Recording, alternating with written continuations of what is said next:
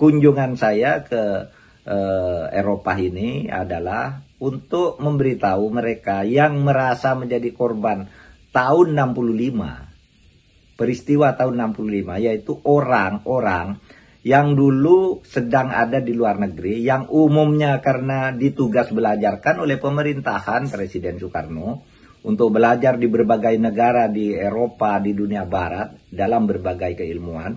Itu kemudian ketika mereka selesai, itu tidak bisa pulang karena paspornya dicabut. Nah, oleh sebab itu kita terus mengusahakan peradilan untuk kasus-kasus lain yang bukan 65, ini kan ada yang baru-baru juga. Tetapi korbannya kita beri perlakuan sesuai dengan hak-hak konstitusionalnya lebih dulu.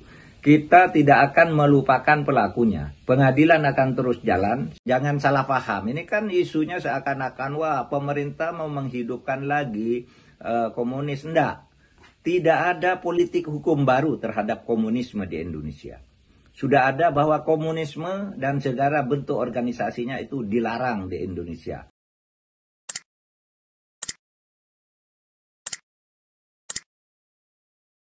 Sahabat Jogja Network, senang bisa bertemu dan membahas satu isu penting, tentu penting bagi peradaban sebuah bangsa, karena di banyak negara, terutama negara-negara maju, isu ini menjadi fokus perhatian pemerintahan.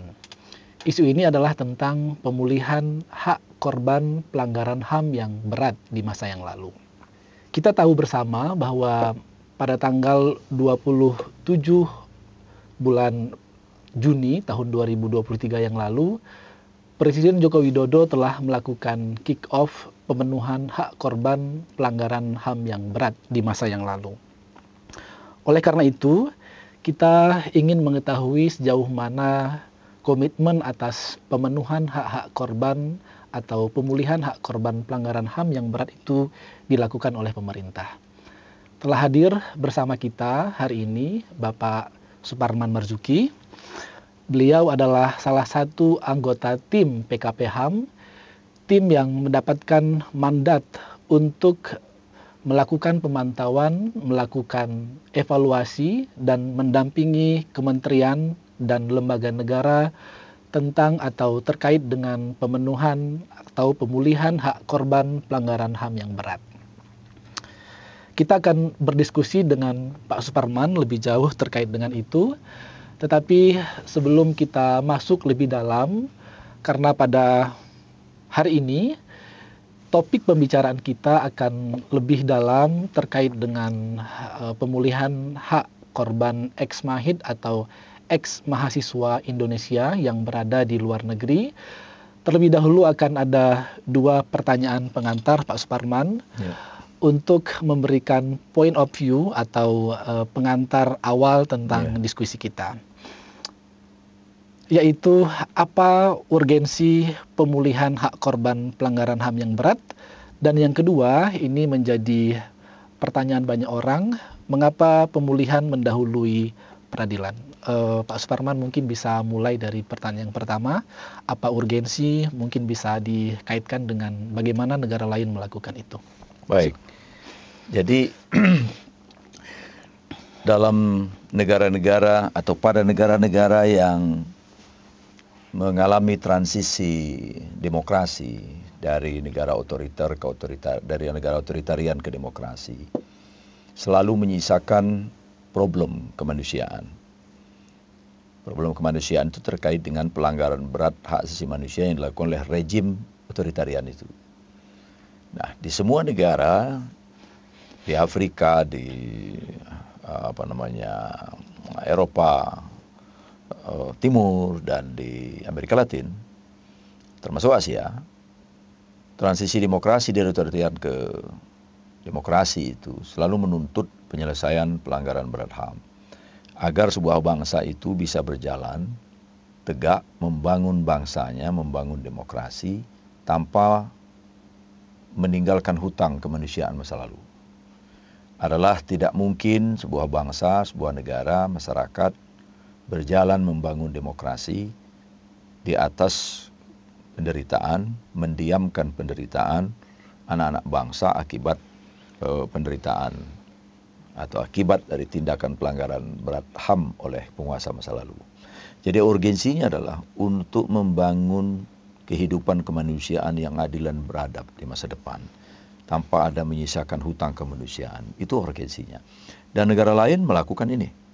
Memang prakteknya bervariasi. Tidak ada satu model yang bisa ditiru sepenuhnya, tergantung konteks dan situasi masing-masing negara. Nah, Indonesia mengapa mengedepankan pemulihan tanpa peradilan? Sebetulnya praktek ini terjadi juga di beberapa negara lainnya dengan stressing yang berbeda. Pengadilan sudah ditempuh di Indonesia melalui pengadilan HAM ad hoc Timur Timur, Tanjung Priok, Abe Pura, dan terakhir Paniai. Tetapi 4 pengadilan itu, 2 pengadilan ad hoc dan 2 pengadilan permanen, berakhir tanpa penghukuman. Artinya tidak ada pelaku yang secara permanen dinyatakan bersalah lalu bertanggung jawab secara pidana atau secara hukum. Sementara korban tidak tertangani sama sekali. Jadi konteks dari penyelesaian pelanggaran masa lalu non-yudisial yang digunakan oleh pemerintah Indonesia dalam hal ini adalah fokus pada penyelesaian penanganan korbannya, tidak pada peristiwanya dan tidak pada pelakunya. Jadi pilihan di antara kesulitan-kesulitan memilih jalan itu harus diambil salah satunya, seperti itu. Baik, terima kasih. Itu yang menjadi banyak pertanyaan orang selama ini tentang pilihan pemerintah Indonesia atau Presiden Joko Widodo terhadap pemulihan hak korban yang juga tanpa mengenyampingkan proses peradilan bagi para pelaku. Kita masuk pada poin utama dari diskusi kita, yaitu tentang korban ex-Mahid atau mahasiswa Ikatan Dinas di luar negeri. Pak Suparman sekitar 1 minggu yang lalu bersama dengan tim sudah melakukan perjalanan ke Ceko, juga ke Belanda. Tentu ada banyak hal, ada banyak cerita yang bisa dibagi kepada sahabat-sahabat Jogja Network. Kita mulai dari pertanyaan yang paling pokok, Pak Suparman. Apa itu ex-Mahid dan mengapa mereka menjadi korban? Karena yang informasi yang kita terima hari ini jumlah mereka mencapai ratusan dan mereka adalah generasi-generasi brilian Indonesia sebetulnya. Silakan Pak Suparman. Iya, jadi di era Orde Baru, di era Orde Lama, kita sebut saja begitu, Bung Karno sebagai presiden pertama Indonesia di awal tahun 60-an sampai pertengahan 60-an itu mengirim ratusan tamatan-tamatan SMA pada umumnya. Ada di antara mereka yang sudah sarjana muda untuk melanjutkan studi di universitas-universitas terkenal di Eropa Tengah, Eropa Timur, dan Eropa Barat. Lebih kurang 400-an waktu itu. 400-an orang dengan seleksi yang sangat ketat. Terkirimlah sekitar 400 itu dengan mengambil pokok studi itu 2, teknologi dan ekonomi. Teknologi dan ekonomi, ekonominya lebih fokus lagi ekonomi koperasi. Nah, dugaan kita waktu itu ini terkait dengan background Presiden Soekarno sebagai seorang engineering dan dia ingin mengembangkan teknologi. Dan itu rupanya eksplisit dinyatakan demikian juga oleh para ex-Mahid itu. Lalu yang satu ekonomi, tentu terkait dengan background pandangan dan pikiran dari Pak Muhammad Hatta. Tersebarlah mereka di beberapa universitas di negara-negara Eropa Tengah, Eropa Timur, dan Eropa Barat. Nah, ada yang sudah sampai selesai dan ada yang menjelang pulang. Kemudian mereka tidak bisa kembali. Padahal mereka ini mahasiswa Ikatan Dinas, maka disingkat ex-Mahid, ex-mahasiswa Ikatan Dinas, yang disekolahkan oleh pemerintah ke berbagai negara itu tadi, untuk pada waktunya mereka pulang membangun republik. Itu juga pesan Bung Karno, yang mereka ceritakan ke kita itu. Nah, mengapa mereka tidak bisa kembali ke Indonesia? Anak-anak muda yang berusia 18, 19, 20, dan 21 tahun ini dicabut paspornya oleh pemerintah Orde Baru Karena mereka diminta untuk menandatangani satu dokumen yang isinya adalah mengutuk Soekarno dan menilai Bung Karno adalah PKI. Kira-kira begitu. Mereka menolak. Nah, karena mereka menolak, maka paspornya dicabut. Setelah paspornya dicabut, mereka tentu saja tidak bisa kembali ke Indonesia. Inilah background dari mereka ini, yang sebagian orang menyebutnya adalah peristiwa ini adalah peristiwa hilangnya satu generasi intelektual Indonesia yang tidak bisa mengabdi kepada Republik karena peristiwa politik. Itu background dari yang disebut sebagai ex-mahid atau ex-mahasiswa Ikatan Dinas itu. Kita bisa membayangkan ada 400 orang ya, lebih kurang. 400 orang, dan mereka adalah, kita bisa bilang di tahun 60-an adalah bisa lulus SMA di situasi di mana tidak semua wilayah di Indonesia memiliki pendidikan sampai dengan jenjang itu. Berarti Indonesia telah kehilangan generasi brilian yang seharusnya mereka bisa kembali ke Indonesia dan mengabdi kepada Indonesia. Betul. Pak Suparman, mungkin bisa diceritakan satu atau dua kasus dari mereka, bagaimana mereka merasakan dampak dari pencabutan paspor itu dan apa yang mereka lakukan setelah itu. Ya, jadi sekarang ini di seluruh negara Eropa itu hanya tinggal 139 orang. Rata-rata mereka berusia 85 tahun. Tapi saya ketemu mereka masih sangat sehat. Pendengarannya, penglihatannya, fisiknya masih sangat sehat. Mungkin karena mereka punya daya survival yang besar ya. Dan mereka ini mengambil studi-studi yang menurut saya spesifik. Ada yang mengambil jurusan kimia dasar. Ada yang mengambil jurusan listrik arus kuat. Dan macam-macam lainnya. Dan mereka umumnya selesai, lulus. Karena dibantu oleh pemerintah setempat. Karena mereka adalah korban dari peristiwa politik, gitu ya. Selama mereka mengatakan ke kita, mulai dari kelahiran sampai usia 18, 19, 20, 21, yang paling tua usia 22, mereka adalah warga negara Indonesia. Tapi sekian puluh tahun mereka tidak punya warga negara. Dan baru sekian tahun kemudian mereka menjadi warga negara dari Eropa. Ada yang warga negara Belanda, ada yang menjadi warga negara Rusia, Ceko, Slovakia, Polandia, Austria. Jadi mereka memilih menjadi warga negara itu karena tidak punya pilihan lain gitu. Mereka katakan, kami menjadi warga negara di negara-negara Eropa itu bukan karena kami ingin, tapi kami nggak punya pilihan demi hidup kami. Sebab kami sudah sedemikian rupa diperlakukan seperti ini. Dan mereka bilang, pertanyaan tak terjawab. Mengapa pemerintah Orde Baru memperlakukan kami seperti ini? Kami ini dikirim oleh pemerintah. Tidak punya pilihan lain selain berangkat. Dan bercita-cita untuk kembali ke Indonesia membangun republik. Kami tidak mengerti peristiwa 65 itu peristiwa apa. Kami juga tidak mengerti kenapa kami dituduh PKI. Dan disebut sebagai gerwani yang perempuan-perempuan itu. Kami tidak mengerti. Dan tidak terjawab hingga hari ini. Yang jelas kami tidak boleh pulang ke Indonesia. Surat-surat yang masuk dari Indonesia ke mereka ditahan di kedutaan besar. Dan mereka mau kirim surat juga nggak sampai ke handai tolannya di Indonesia. Sehingga hampir semua mereka kehilangan kontak selama bertahun-tahun dengan handai tolannya. Bahkan pertanyaan mereka hari ini adalah, apakah saudara-saudara kami itu masih hidup? Sehingga kami tidak tahu. Jadi selama mereka diperlakukan seperti itu, mereka memang secara ekonomis sebetulnya tidak ada hambatan, tidak ada persoalan. Hanya di awal-awal saja. Tapi moral, mental mereka benar-benar terganggu. Karena bukan kehendak kami pergi ke Eropa ini. Kami diminta oleh presiden dan wakil presiden. Kami berangkat. Tapi kami nggak bisa pulang oleh pemerintah kami sendiri. Dan kami menyesal dengan peristiwa ini. Kira-kira begitu situasi dan pertanyaan-pertanyaan menggelayut selama berpuluh-puluh tahun sampai kemudian terjawab oleh kebijakan pemerintah belakangan. Itu.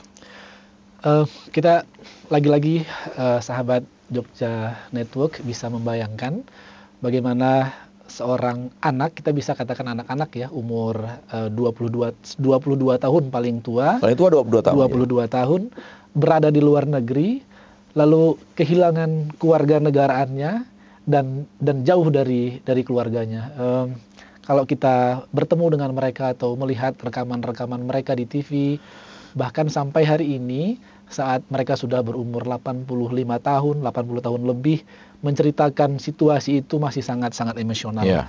Bahkan beberapa di antaranya emosional atau emosi yang menggebu-gebu itu diturunkan pada generasi-generasi anak cucu mereka. Pak Suparman mungkin agak keluar sedikit dari konteks, kalau dari perspektif pemerintah Orde Baru sendiri. Kira-kira apakah alasannya adalah hanya untuk menghilangkan jejak dari pendukung atau pecinta Soekarno, atau sebetulnya ada alasan lain mereka sampai dicabut paspornya dan dihilangkan kewarganegaraannya? Ya, barangkali ini bagian dari politik Orde Baru ya. Yang kita sudah tahu semua, ditulis oleh banyak buku, bahwa pemerintahan otoritarian Soeharto itu ingin melenyapkan segala anasir-anasir yang mereka sebut sebagai komunis. Boleh jadi mereka, Orde Baru itu menilai, mereka ini sekolah ke Eropa Timur. Tetapi kan ada yang sekolah di Eropa Barat, ada yang sekolah di Eropa Tengah, yang nggak ada kaitannya dengan komunisme. Tidak relevan dengan komunisme. Nggak relevan, tapi lebih karena Soekarno-nya. Ya. Jadi kita menduga, dan juga pernyataan dari bapak-bapak itu, ibu-ibu itu, mungkin karena kami dikirim oleh Bung Karno dan pemerintah Orde Baru, kita tahu mesti demikian rupa menyudutkan Soekarno dalam peristiwa politik, dan dia mati dalam keadaan, dia meninggal dalam keadaan sebagai orang yang setengah ditawan oleh kekuasaan Orde Baru gitu. Ya. Tetapi mereka sebetulnya nggak begitu mengerti, bapak-bapak ini ya, yang sekarang berusia 85 tahun rata-rata itu. Tidak mengerti persis. Justru itu pertanyaan mereka, mengapa kami dibeginikan? Ya, kami juga tidak kenal Bung Karno, dia bilang. Ya. Kami ini orang desa yang memenangkan kompetisi untuk berangkat ke Eropa. Habibie itu salah satu yang berangkat. Dan Habibie selamat dalam pengertian, dia ditemukan oleh Ibnu Stowo, salah seorang kepercayaan Pak Harto, direktur pertama Pertamina yang kebetulan pergi ke Jerman. Lalu pemerintah Jerman bilang, ini ada anak Indonesia yang cerdas, yang membantu maskapai penerbangan Jerman dan kereta api Jerman, dan demikian cerdas. Lalu dia ingin ketemu. Nah, itu nasibnya Habibie. Kalau saja dia tidak ketemu dengan Provost Tejo, saya kira dia akan menjadi warga negara Jerman dan seperti ex-Mahid sekarang ini. Yang lain-lainnya. Para mereka ini adalah studi-studi yang luar biasa penting ya. Luar biasa penting, tetapi sekali lagi tampaknya karena mereka dikirim oleh pemerintah Orde Lama, dikirim oleh pemerintah Orde Lama, dan lebih khusus lagi karena dikirim oleh Soekarno sebagai pelajar Indonesia di sana, dan mungkin mereka menganggap ini Soekarnois, barangkali begitu. Padahal saya dalam dialog dengan mereka sama sekali tidak menunjukkan bahwa mereka Soekarnois, tapi mereka intelektual. Karena dalam dialog itu tampak sekali mereka sangat cerdas. Mereka bilang, kami tidak pernah menyesali apa yang terjadi. Nggak pernah kami sesal, dan kami tidak ada dendam sedikit pun kepada pemerintah. Sebelum masuk ke sana, kita akan lebih jauh menggali dan membahas bagaimana harapan-harapan yang mereka inginkan dan apa program pemerintah untuk memulihkan hak-hak mereka. Pak Suparman, saya ingin kembali pada konteks pelanggaran yang mereka dapatkan. Yeah. Dalam konsepsi hukum HAM sebetulnya apa bentuk pelanggaran HAM yang mereka dapatkan? Kecuali yang tadi yang pertama kita tahu, penghilangan kewarganegaraan itu adalah pelanggaran HAM yang sangat sangat besar. Tapi dalam konteks hukum HAM, baik itu di level nasional maupun internasional, sebetulnya apa bentuk pelanggaran yang sudah mereka dapatkan? Ya, negara telah mencabut hak kewarganegaraan, sebab kewarganegaraan itu hak. Ya.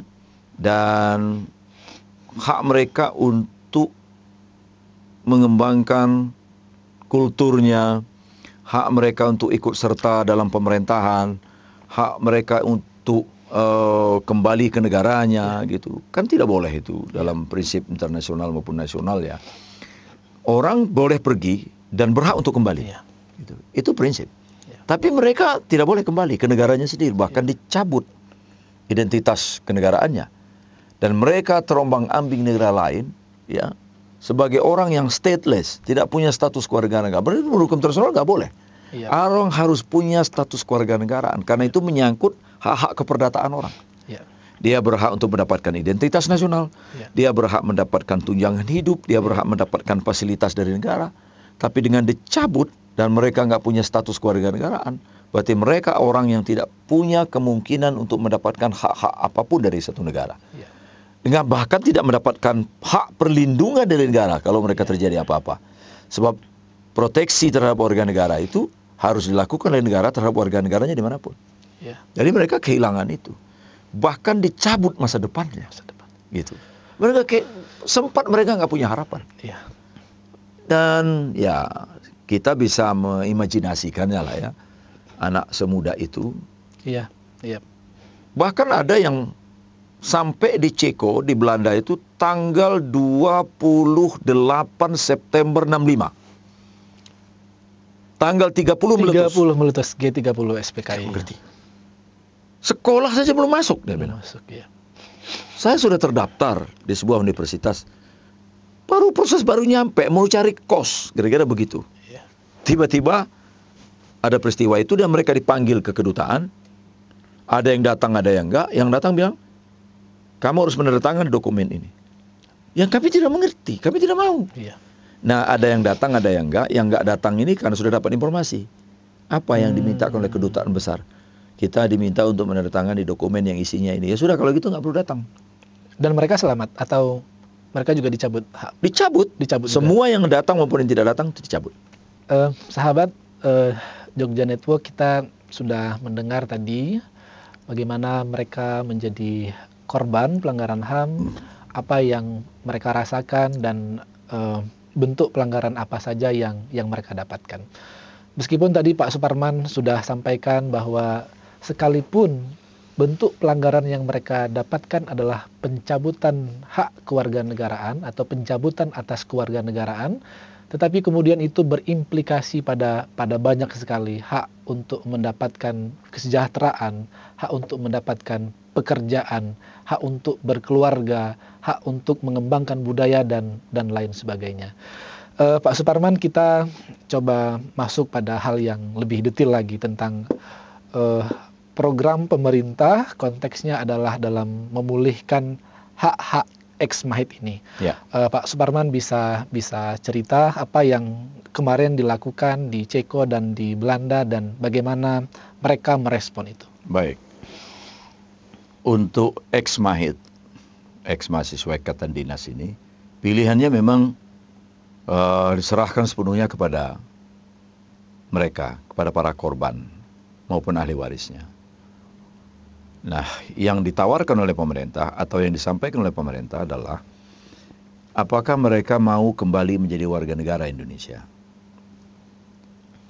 atau mereka ingin mendapatkan fasilitas yang sangat terbuka, longgar, full fasilitas dari pemerintah untuk berkunjung ke Indonesia sebagai warga negara dari negara di mana mereka sudah mendapatkan kewarganegaraan. Nah, pilihan-pilihan itu ada di antaranya yang ingin kembali menjadi warga negara Indonesia dengan alasan sederhana sebetulnya. Saya ingin kembali menjadi warga Indonesia karena saya lahir di Indonesia dan ingin mati sebagai warga negara Indonesia.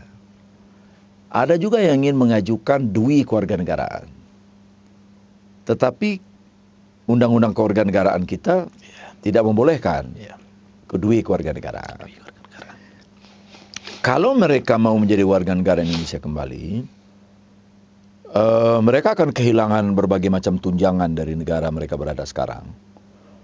Pensiun, tunjangan hari tua, dan tunjangan-tunjangan lain yang mereka terima selama bertahun-tahun yang membuat mereka hidupnya cukup sejahtera lah. Tidak-tidaknya mereka bisa survive lebih dari cukup. Karena sebagian besar mereka ini, bahkan semuanya, mereka sudah beranak pinak. Sudah ada yang punya 37 keturunan bahkan. Artinya sudah bercicit. 37 generasi. Ya. Jadi sudah sedemikian, 37 orang lah ya, artinya sudah beranak pinak. Cucu-cucu mereka ini punya pendidikan dan pekerjaan yang baik. Ada yang jadi dokter spesialis. Ada yang jadi peneliti internasional. Dan lain-lain. Bahkan mereka mengatakan, kami ini hidupnya normal kok secara ekonomi. Tidak ada problem sama sekali. Dan di antara itu, mereka kebanyakan lebih memilih untuk memanfaatkan fasilitas berkunjung ke Indonesia. Ada yang disebut dengan kitab. Kitas itu semacam visa yang spesifik, itu yang premium. Dan ada yang multi visa. Multi visa itu untuk segala kepentingan di Indonesia dengan batas waktu yang longgar. Yang setiap 5 tahun bisa diperbaiki.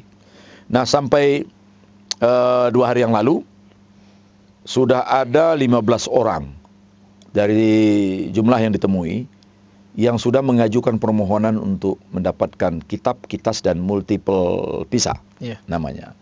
Dan mereka sementara ini lebih memilih untuk memanfaatkan hak datang ke Indonesia sebagai warga negara asing, tapi dengan perlindungan khusus, dengan perhatian khusus, bahkan tanpa perlu mengeluarkan biaya untuk pengurusan visa macam-macam. Mereka ditanggung semua oleh pemerintah. Nah, beberapa memang langsung menerima hari itu. Iya. Jadi ada Pak Siswantono namanya. Beliau ini adalah orang Sragen yang menerima multiple visa itu. Dan dia dimintai pendapat waktu itu. Dia bilang, pertama saya mengapresiasi, berterima kasih kepada pemerintah. Karena di usia saya yang 85 tahun ini, saya nggak pernah membayangkan saya akan diakui secara de facto bahwa saya warga negara Indonesia. Meskipun secara de jure dia sudah menjadi warga negara Ceko.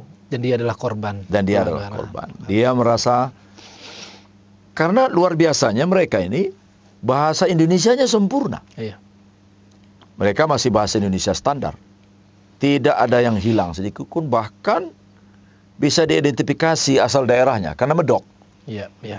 Ya, yang dari Banyumas, yang dari Wonosobo, yang dari Jawa Timur, itu yang dari Aceh Tidak hilang. tidak hilang sama sekali. Yang dari Aceh, yang dari Gayo itu Pak Daud Hakim namanya, itu masih dengan intonasi Aceh. Gayo yang Aceh. ke pengaruh Bataknya itu. Jadi saya katakan sama mereka, Bapak sekian puluh tahun berada di negara lain, tapi bahasa Indonesianya tidak berkurang, bahkan Bapak medok. Dia bilang, ini menunjukkan cinta kami ke Indonesia itu tidak bergeser sedikit pun, meskipun kami diperlakukan seperti ini. Dan saya setiap hari, kata salah seorang, menyanyikan lagu Indonesia Raya. Jadi waktu dibuka dengan lagu Indonesia Raya itu, mereka berdiri tegap dengan sikap sempurna, suara yang tegas menyanyikan lagu Indonesia Raya. Saya malu. Ya, saya malu waktu itu karena kita menyanyikan lagu Indonesia Raya itu tidak sikap sempurna dan tidak lahir dari ketegasan. Ya, nyanyi-nyanyi begitu saja ya. Bahkan kita nyanyi Indonesia Raya itu mungkin karena upacara saja. Atau karena pembukaan suatu acara gitu. Tanpa kesadaran. Tanpa kesadaran. Nah, bahkan mereka bilang, lagu Indonesia Raya itu harus dinyanyikan dengan penuh jiwa. Karena saya sudah bertanya dengan beberapa ahli bahasa di Eropa. Saya tunjukkan. Dia bilang lagu Indonesia Raya ini adalah lagu kebangsaan terbaik yang pernah saya dengar dan pernah saya baca. Karena syarat makna. Saya nggak menemukan lagu kebangsaan bangsa-bangsa lain yang begini dalam maknanya. Lalu para ahli bahasa itu bertanya, ini siapa yang ciptakan? W.R. Supratman. Mereka angkat 2 jempol. Ini orang jenius. Bisa menciptakan lagu Indonesia Raya begini dalam maknanya, kalimat per kalimat.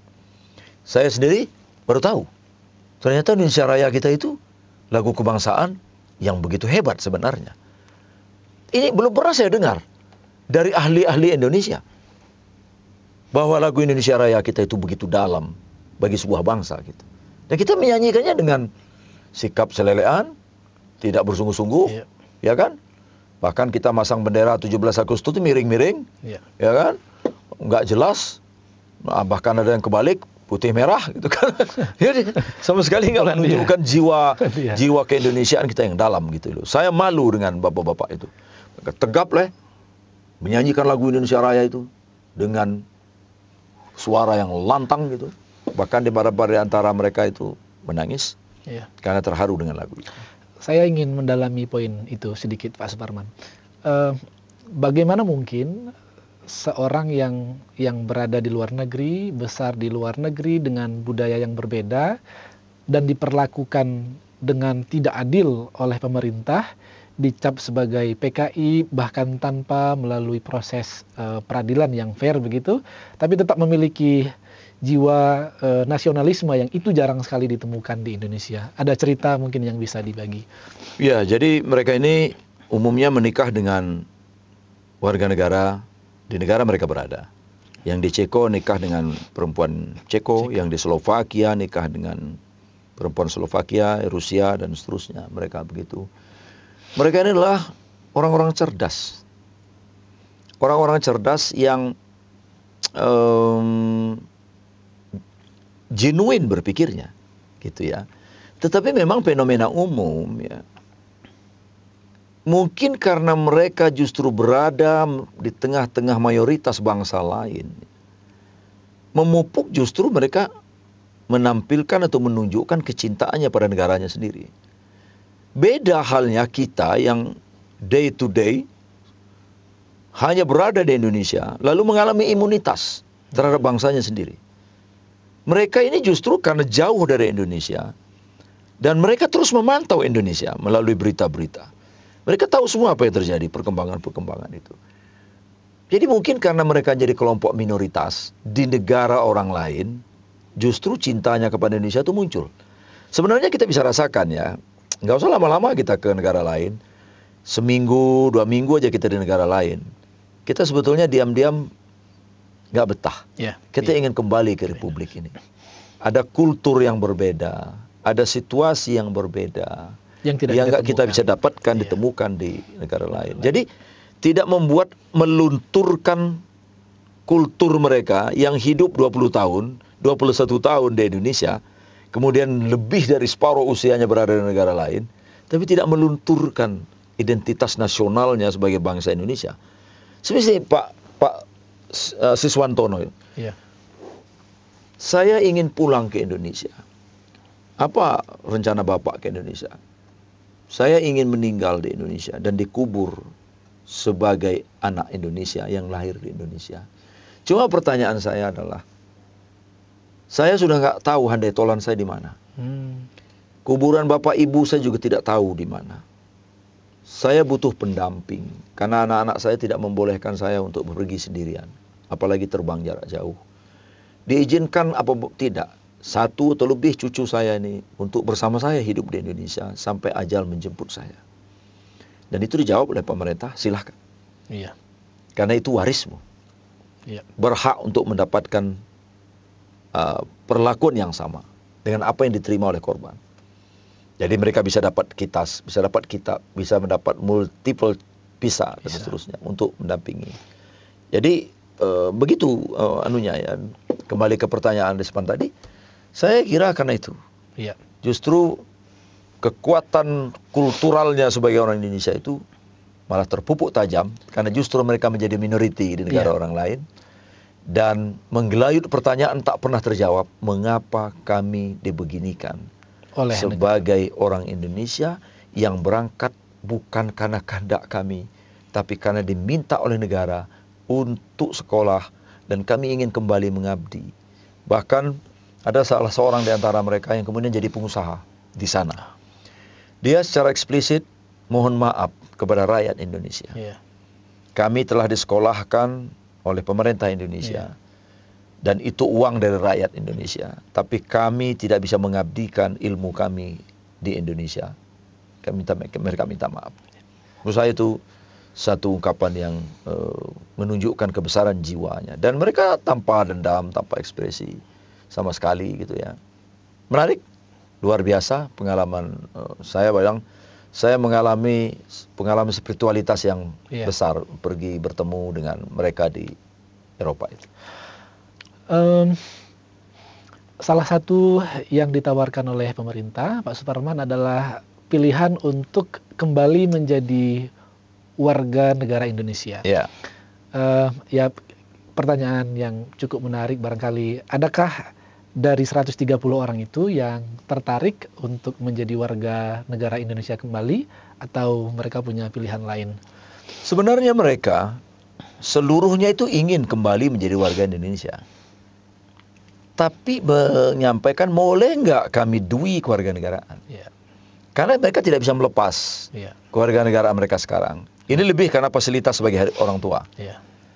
Nah, pemerintah menjawab, undang-undang kita sampai sekarang ini belum membolehkan. Tapi saya kira ini tantangan bagi pemerintah Indonesia ya. Apakah dui kewarganegaraan itu tidak dimungkinkan pada situasi-situasi semacam ini gitu ya. Nah, ada 1-2 yang pengen menjadi warga negara Indonesia kembali dan melepaskan kewarganegaraan mereka. Ibu yang sekolah di sana mengambil listrik jurusan arus kuat itu, dia ingin pulang ke Indonesia dan kembali menjadi warga negara Indonesia. Tapi sebagian besar dari mereka akhirnya memutuskan untuk sementara ini, saya nggak tahu perkembangan yang akan datang. Sementara ini mereka akan memanfaatkan fasilitas multiple visa dan kitas-kitab. Yang barangkali dalam perkembangan ke depan setelah intensitas ke Indonesia tinggi, berunding dengan anak-anak dan cucunya, mereka bisa memutuskan lain. Wallahu alam. Tapi saya kira yang penting diapresiasi adalah pemerintah telah mengambil langkah sangat maju. Duta besar Indonesia yang berada di Ceko, karena saya tahu persis, karena saya pas ke situ, Bu Kensi namanya, mereka puji sebagai duta besar yang paling care pada mereka, yang ngewongke bahasa Jawanya itu. Setiap 17 Agustus mereka diundang. Setiap ada acara-acara penting yang menampilkan Indonesia gitu, mereka diundang. Sehingga duta besar Indonesia di Ceko itu sempat meneteskan air mata karena kesetiaan bapak-bapak itu pada Indonesia itu melebihi kecintaan duta besar itu pada Indonesia. Dan itu, jadi nggak hanya saya dan teman-teman lain yang malu, tapi Ibu Dubes itu juga malu pada mereka-mereka ini yang sedemikian rupa cintanya pada Indonesia, padahal mereka diperlakukan oleh pemerintah Indonesia seperti itu. Gitu. Ada pertanyaan yang cukup menarik terkait dengan dui kewarganegaraan itu. Sampai hari ini undang-undang kewarganegaraan kita masih memberikan dui kewarganegaraan yang sangat terbatas, hanya bagi anak-anak yang lahir dari keturunan Indonesia dan bukan Indonesia. Pak Suparman, adakah konteks ke depan ya? Karena hari ini juga sedang menjadi bahasan, sedang menjadi topik pembicaraan. Bahkan Fakultas Hukum Universitas Islam Indonesia bekerja sama dengan Diaspora, IDN Global juga tengah membicarakan dan mendiskusikan secara mendalam tentang potensi Indonesia untuk menganut dui kewarganegaraan ini. Nah, kaitannya dengan Ex Mahe tadi juga tentu akan berkorelasi dengan anak cucu mereka. Apakah juga itu layak menjadi pertimbangan, menjadi diskusi yang lebih jauh dengan serius dibicarakan di Indonesia? Karena beberapa negara tetangga, kalau negara-negara maju kita tahu sudah lama menerapkan itu. Kita juga sudah memiliki banyak kasus ya, Archandra Tahir, kemudian Gregoria yang waktu itu menjadi pengibar bendera tapi harus gagal karena dia mendapatkan paspor dari negara Eropa. Apakah itu juga menjadi diskusi di internal tim PKPHAM yang kita tahu saat itu, atau salah satunya tim yang berangkat adalah Profesor Mahfud MD? Ya, Menkumham Pak Yasona Lawli juga mengatakan bahwa undang-undang yang sedang berlaku sekarang belum memungkinkan ada dui kewarganegaraan bagi orang dewasa. Tetapi itu menjadi tantangan sekaligus yang harus dijawab, pertanyaan yang harus dijawab oleh pemerintah untuk melihat kemungkinan perubahan undang-undang. Dan dalam diskusi ringan kita dengan anggota tim, saya bilang, ini kan sesuatu yang mesti direspon oleh pemerintah. Yeah. Gitu, ya. Dui kewarganegaraan itu dimungkinkan saja. Misalnya karena ada bagian dari upaya untuk membangun rekonsiliasi nasional. Upaya untuk memulihkan hak-hak korban. Nah, kalau ada kendala-kendala hukum ya yang terkait dengan upaya itu, ya mestinya pemerintah mengambil inisiatif untuk melakukan amandemen terhadap undang-undang kewarganegaraan kita. Mungkin ada ketentuan terbatas, tidak diperlakukan secara general begitu, tetapi paling tidak untuk memfasilitasi kemungkinan mereka menjadi dui kewarganegaraan sebagai bentuk dari respon kesungguhan pemerintah menyelesaikan pelanggaran berat HAM khusus terhadap orang-orang yang menjadi korban dari peristiwa politik 65 itu. Pak Suparman, satu pertanyaan lagi yang kaitannya dengan dui kewarganegaraan itu, saya mendengar dari banyak teman, dari banyak diskusi bahwa dui kewarganegaraan, terutama bagi ex-Mahid, akan berpotensi menghidupkan kembali paham komunisme, Leninisme di Indonesia. Padahal paham itu sudah lama dilarang melalui TAP MPR di Indonesia. Apakah diskusi-diskusi yang seperti ini masih tetap relevan, Pak Suparman? Iya, itu saya melihatnya nggak ada substansinya. Secara substansial sudah tidak ada maknanya lagi mendiskusikan tentang isme-isme seperti itu ya. Cina saja sekarang ini sudah menjadi kapitalisme. Rusia juga sudah, saya kira juga begitu. Cuma di Indonesia ini hantu yang dihidupkan terus. Sudah tidak ada relevansinya lagi. Bahwa ada bangkit ini, bangkit itu, ya itu tadi. Karena bagian dari upaya untuk kekuatan-kekuatan tertentu atau pihak-pihak tertentu yang sebenarnya mereka juga tahu itu bukan lagi ancaman. Mereka juga tahu itu isapan jempol. Tapi motif-motif tertentu, saya nggak tahu apa maksudnya gitu ya. Itu terus dihembus-hembuskan.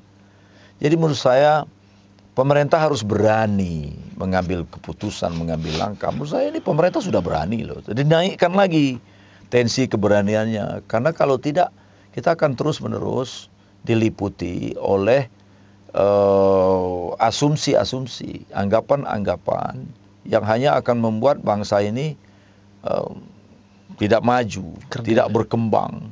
Karena kita dikerangkeng terus oleh pikiran-pikiran yang sebenarnya secara rasional, akademik, itu terbantahkan. Banyak riset mengatakan itu nonsen. Yang kayak gitu tuh mau bangkit, mau muncul. Siapa sih mau menghidupkan komunis di era sekarang ini? Nggak masuk akal sama sekali, gitu ya. Nggak masuk akal sama sekali. Jadi, tapi menurut saya ya inilah realitas kita. Tampaknya transisi kita belum selesai. Ya, kita masih membutuhkan waktu untuk menyadari bahwa demokrasi ini memang membutuhkan jiwa besar. Demokrasi itu membutuhkan pengetahuan yang luas. Orang untuk hidup dalam demokrasi itu tidak cukup dengan sekedar ayo kita berdemokrasi. Tapi butuh pengetahuan dan butuh kesadaran cukup dari semua elemen. Partai politik, TNI, Polri, dan masyarakat sipil semuanya. Termasuk kaum agamawan. Ayolah, masa nggak percaya diri sih? Dari kaum muslimin, masa nggak percaya diri dengan kekuatan mayoritas muslim begini? Dan masih percaya dengan asumsi-asumsi yang menurut saya sudah tidak bisa lagi terus diteruskan cara pandang semacam itu. Diwariskan dan diteruskan. Diteruskan. Menurut saya itu hanya akan membuat kita makin mundur. Orang sudah sampai di mana? Kita masih aja berkutat dengan urusan-urusan semacam itu. Baik, sahabat Jogja Network, kita coba kembali mendalami dan kembali pada isu pemulihan hak korban tadi, Pak Suparman tadi sudah sampaikan ada 130 orang yang teridentifikasi dan terverifikasi sampai dengan hari ini. Tentu ada potensi bertambah, tentu saja itu ada. Pertanyaan lanjutannya mungkin mereka punya anak cucu, punya istri di luar negeri sana. Apakah juga pemulihan yang diberikan, yang ditawarkan oleh pemerintah itu juga diberikan pada anak dan cucu mereka yang katakanlah ingin menjadi warga negara Indonesia atau ingin mendapatkan kitas atau ingin mendapatkan multivisa? Iya. Pak Suparman. Yang diutamakan memang kita kan membuat klasifikasi korban langsung dan korban tidak langsung. Korban langsung itu mereka yang mengalami. Tapi korban tidak langsung itu adalah ahli waris. Siapa ahli waris? Suami, istri, atau anak. Nah, terhadap ex-mahid ini yang sudah berusia lanjut, dan mereka menghendaki kalau datang ke Indonesia itu didampingi oleh anaknya dan atau cucunya. Oleh karena itu, hak konstitusional itu diberikan kepada anak dan atau cucunya juga. Karena mereka tidak bisa lagi untuk berpergian sendiri karena usia lanjut. Nah, jadi pemerintah membuka kemungkinan itu. Karena jumlahnya juga nggak banyak. Iya. Tinggal 139 orang di seluruh negara Eropa. Sebagian dari ex-mahid itu sudah sakit dan tidak bisa bepergian. Karena itu mereka juga nggak terlalu mementingkan buat diri mereka sendiri. Iya. Tapi anak cucunya itu mereka ingin mengenal dari mana kakeknya berada. Iya. Pengen kakeknya itu atau neneknya itu ingin anak cucunya tahu. Iya. Kampung halaman cerita sama saya, kami tuh pengen anak cucu kami ini tahu di mana sih mbahnya ini lahir. Iya. Keluarganya seperti apa. Mereka berhak tahu identitas mereka. Mereka berhak tahu sejarah hidup orang yang melahirkan mereka. Dan itu pemerintah fasilitasi. Iya. Gitu. Tidak hanya kepada korban langsung, tapi juga kepada korban tidak langsung, baik istri, anak maupun cucu-cucu. Kita masuk pada sesi yang terakhir. Pak Suparman belajar dari kasus pemulihan hak korban yang ada di Indonesia. Ada banyak sekali dinamika.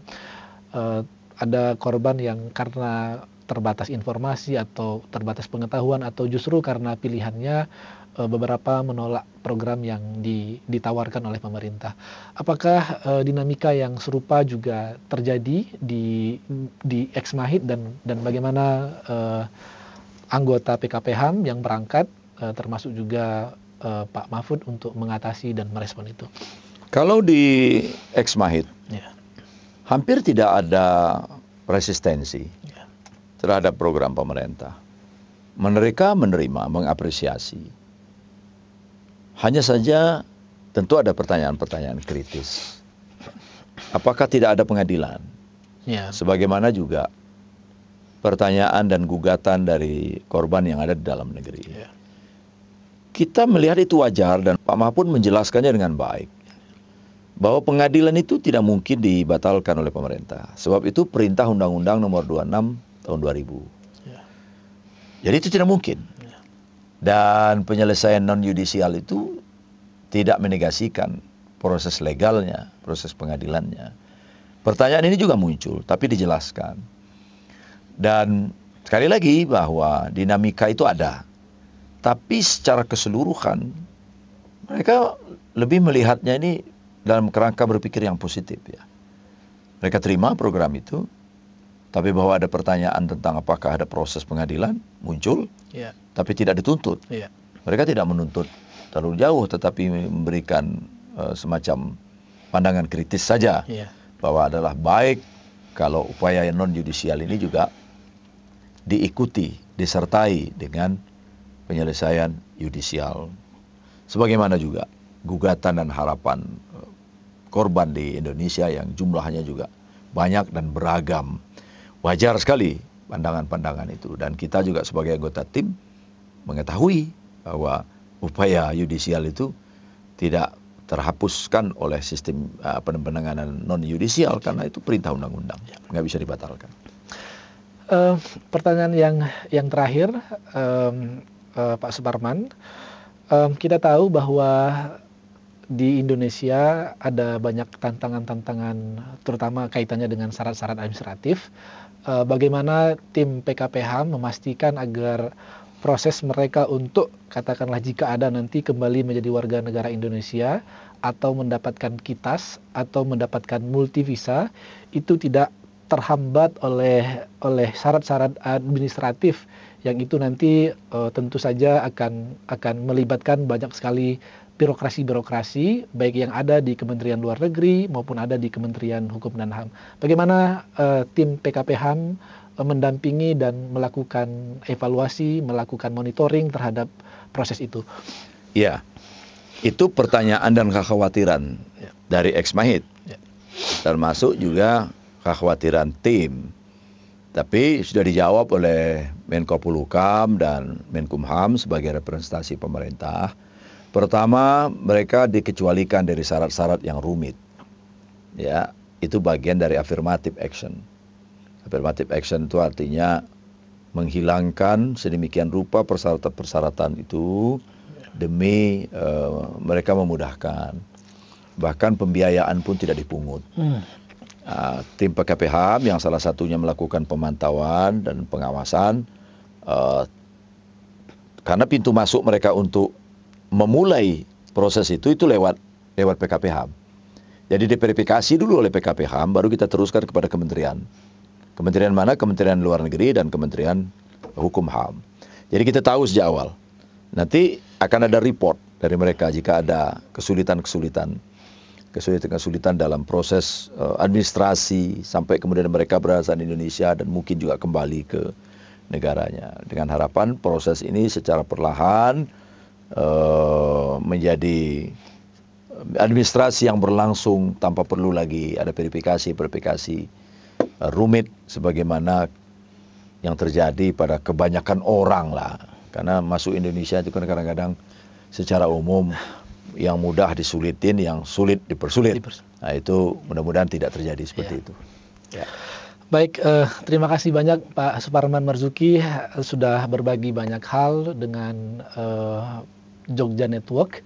Tentu kita berharap ke depan akan banyak bahasan-bahasan, akan banyak informasi-informasi, akan banyak pengetahuan yang bisa kita dapatkan dari Bapak Suparman Marzuki. Demikian pembahasan kita dan pertemuan kita kali ini, dan sampai berjumpa lagi di pertemuan berikutnya. Terima kasih.